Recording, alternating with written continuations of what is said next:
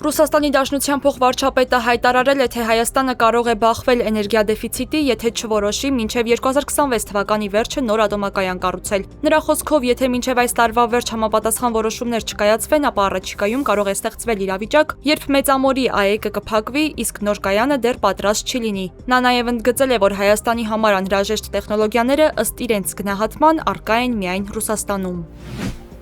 ՄԻՊ աշխատակազմի ներկայացուցիչները տեսակցել են Սուրբ Աննա եկեղեցու միջադեպի գործով կալանավորված Դավիթ Մինասյանին։ Պաշտպանի ներկայացուցիչներն առանձնազրույց են ունեցել Մինասյանի հետ, ուսումնասիրել նրա վերաբերյալ կազմված փաստաթղթերը։ Քրեակատարողական հիմնարկի վարչակազմի եւ քրեակատարողական բժշկության կենտրոնի անձնակազմի հետ քննարկվել են մի շարք հարցեր, այդ թվում բժշկական հսկողության պատշաճ կազմակերպում ապահովելու հարցը։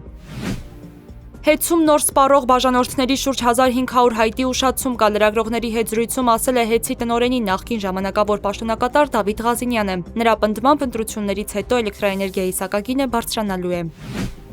Հունիսի 7-ի խորհրդարանական ընտրություններին ընդառաջ 8 քաղաքական ուժ դիմել է կենտրոնական ընտրական հանձնաժողովին ընտրություններին մասնակցության հայտ լրացնելու օգտահաշիվ բացելու համար։ Factor TV-ի հարցմանն ի պատասխան հայտնել են հանձնաժողովից։ Այդ ուժերն են Բարգավաճ Հայաստան, Քրիստոնյա դեմոկրատական, Ազգային առաջընթաց, Քաղաքացիական պայմանագիր, Բոլորին դեմ եմ, Լուսավոր Հայաստան կուսակցությունները, Հայաստան դաշինքն ու Ազգային ժողովրդավարական բևեռը։